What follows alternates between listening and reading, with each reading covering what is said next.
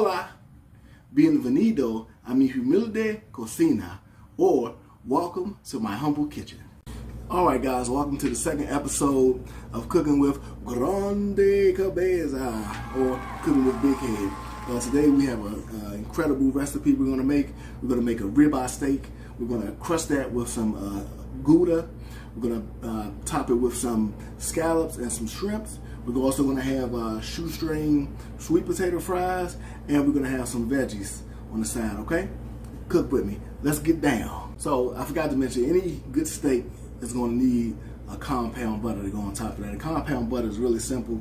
You just take your butter, you're going to have it at room temperature, you're going to get some fresh herbs, and you're going to season it to your liking.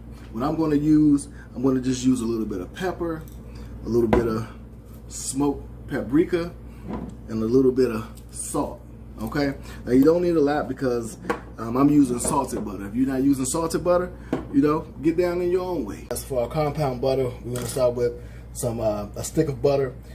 It's room temperature, it's soft to the touch. That way it can be pliable when you go to mix it. You might have like hard clumps.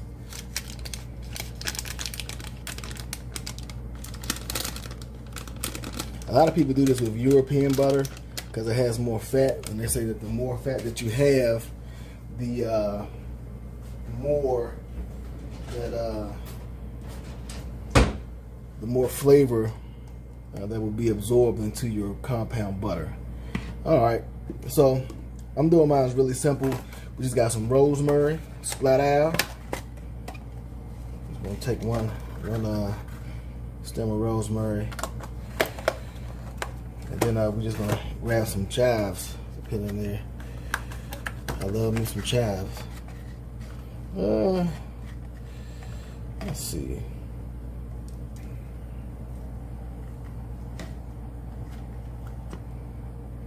I should do it about 3.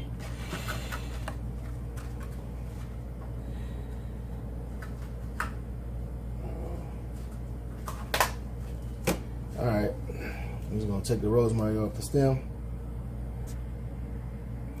So we got rosemary and chive. We're going to get this just a crude chop.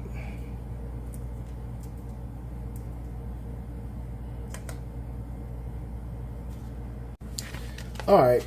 We got rosemary, we got chives, we got butter. I'm gonna put about a teaspoon of salt in this.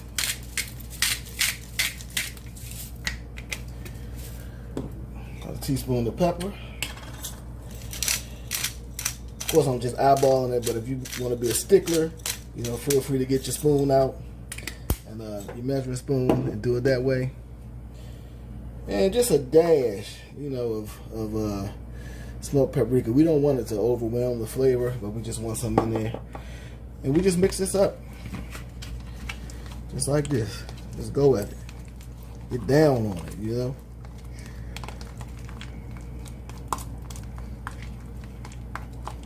Alright, now that our butter is well mixed, we're going to take it and we're going to put it on some cling wrap, saran wrap, whatever you want to refer to it as. And we're going to put it in the refrigerator and let it solidify. Alright, we'll put this on our saran wrap. Hope you guys can see this.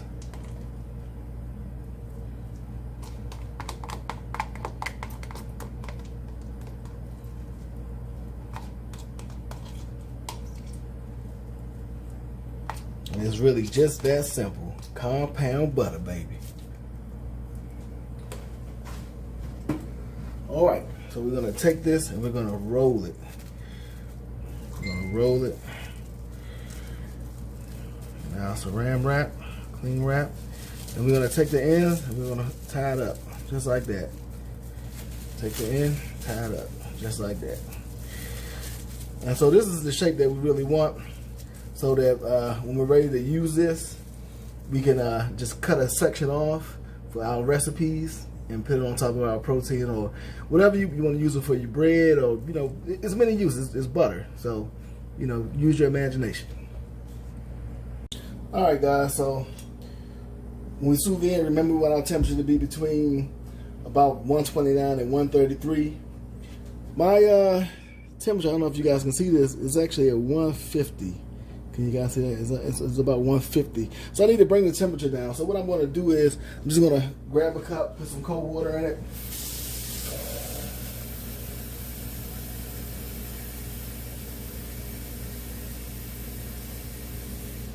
And I'm going to add this to my pot, and I'm going to turn my temperature down low. I'm going to let this sit in here for a second. And see, come and check it in a few minutes. See what the temperature is going to be. All right, let's get this crust going for our steak. So what we have in our food processor, we have a teaspoon of butter. We have about 2.5 ounces of cheese.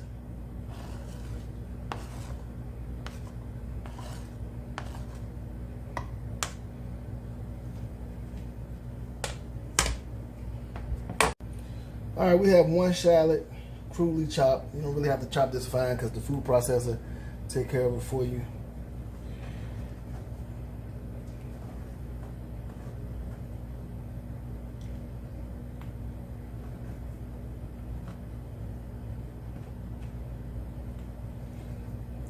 All right, we have a 1/3 cup of panko breadcrumbs, and we're gonna add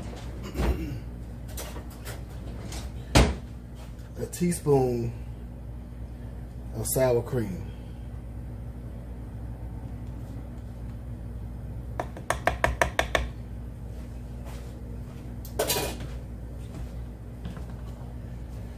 All right, and we'll let our food processor process.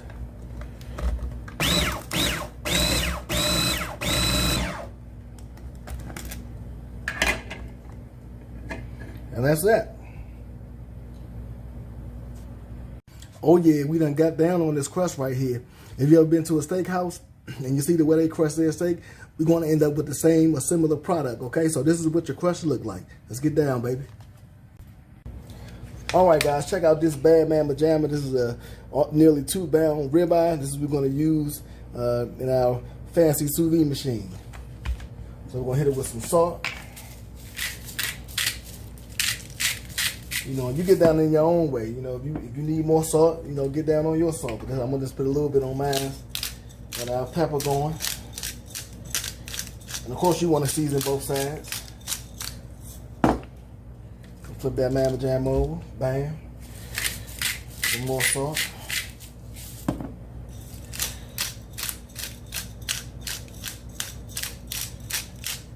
All right. So we're gonna put this in our airtight sous vide bag, state of the art. Throw that in there, right? And we're gonna put some rosemary in here, and we're gonna throw some garlic in there, all right? All right, we got our rosemary and our garlic, you know, that all over there. And you wanna make sure there's no air in there so that it can sink when you put it in the water bag, right? So what I like to do is I just take it and I roll it up. You know, I partially close the bag, I roll it up, and I'm squeezing as I go to try to get all that air out. And I'm squeezing, and voila, we got an airtight bag. All right, and we're gonna go and put this in our pot, and we're gonna leave this in there for about, this is almost nearly 2 pounds, so it's about an hour per inch. This is nearly about 1 inch, so I want mine to be medium rare. So I'm gonna put this in there for maybe, since it's nearly 2 pounds, maybe about an hour and 15 minutes, something like that, okay? If you want a more well-done steak, you know, you can leave it in there for longer. Keep in mind, once you take it out, it's not gonna be brown, but we'll fix that later on, okay? All right, guys, and as we went over in the first video, when you sous vide, you make sure that you stir your water. You can buy a machine that actually does this, but you know, if you have that type of money to do it on a single-use machine, hey, get down, you know. But we want to stir our water up. We want to make sure it's the same temperature. You've seen this part of my first video. This is actually a steamer. It has a piece in here that for steaming that prevents the vegetables from touching the bottom of the pan. You know, so you can have the water just underneath the vegetables, or the steam can hit the vegetables. But it's perfect for this because when you're doing the sous vide, you don't want your protein to actually touch the bottom of the pan where the heat source is. All right, so every about 15 minutes or so, come back and check your sous vide and just stir the pot, and you should be good to go. We're gonna leave this here for an hour and 15 minutes. I already have my timer started, so let's get down. All right, guys, so a lot of people, when they do these, they use a Vanderlyn. I don't have one, unfortunately. Feel free to donate one if you want to. But we're gonna cut this. We're gonna try to cut these all horizontally. Watch your fingers.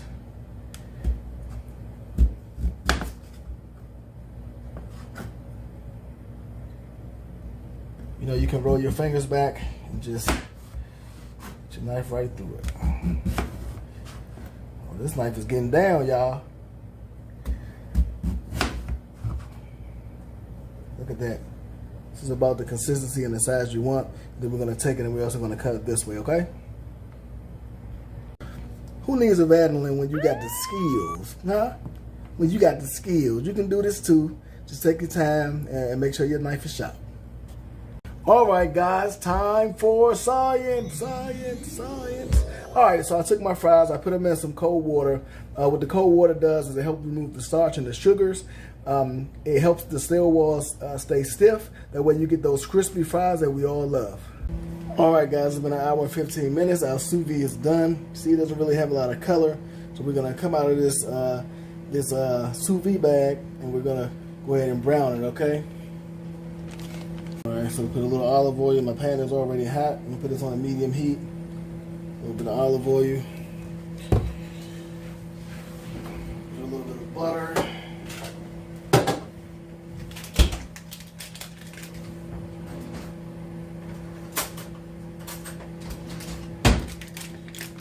All right, got about a teaspoon of butter in there. I put a little extra because we're gonna do something else with this as well.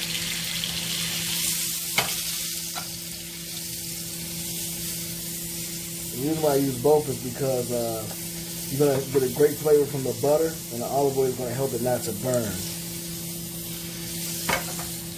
All right, nice hot pan.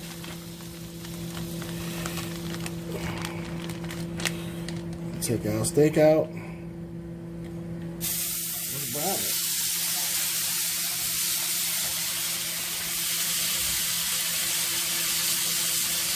Now this steak is already done, so you don't have to do a lot to it.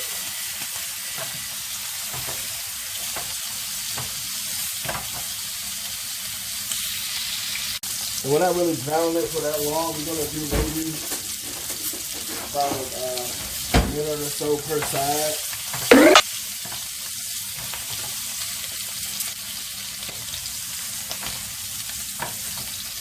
I just want to get some color on this. Look at that. There we go. Like I said, we're not cooking it. It's already cooked. We're just adding some color to it, okay?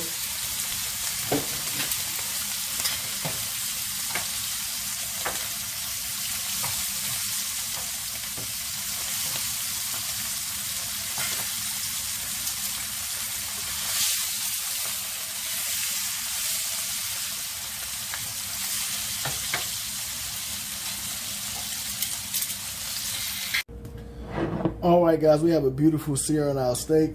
We're going to transfer this to a broiler pan. I have my oven on broiler right now. So we're going to go ahead and transfer this over.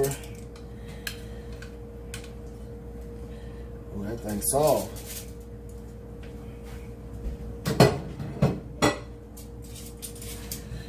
All right, now we're going to put our crust. Remember the crust we made earlier? Now we're going to put that on our steak. We're going to put it in the oven for about 2 minutes, okay? Let me get you guys a better vantage point here. All right, so spoon it on there. Kind of spread it. You know, you get down in your own way. You can put it on how thick you want to put it on. And I use Gouda cheese for this. I love Gouda.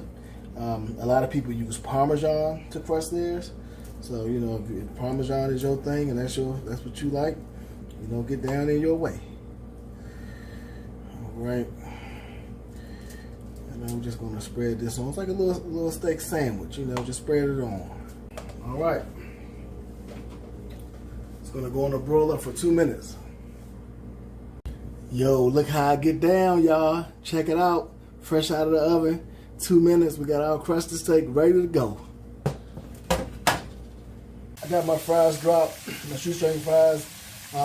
You guys know how to fry fries. You know, I'm doing this in peanut oil. I love the taste of peanut oil. You know, if you really want to get down, use the peanut oil. Okay.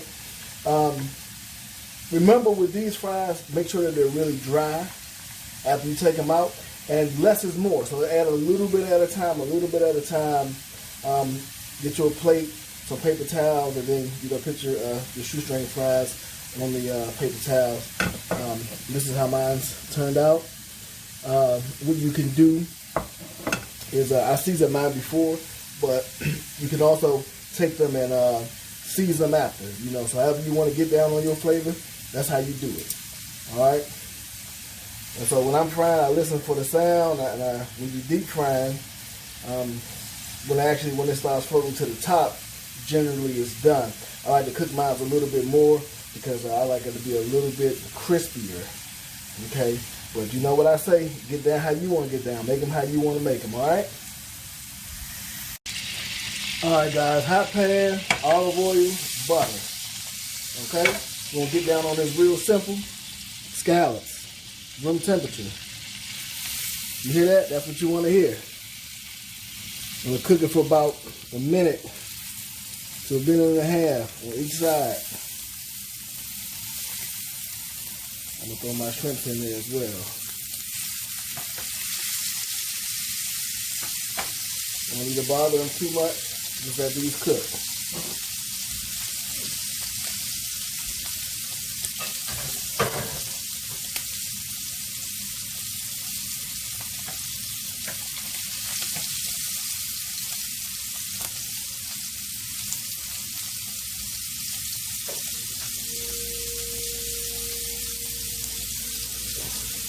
I already started plating. I don't know if you guys can see this. I already started my plating. I'm going to put some compound butter on this. I'll friend the compound butter, ready to go.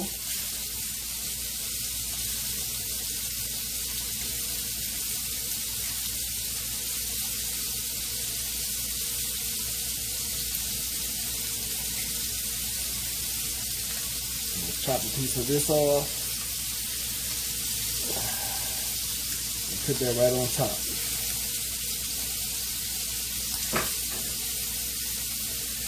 Alright, then my scallop is ready to flip. These cook in no time. I'm glad I caught them. Then they go fast, don't it? So because you cooked it a minute and a half on one side, you don't really have to go crazy on the other side. Maybe about another minute or so. Be enough to get you where you want to go. Wish I could flip this up. All right.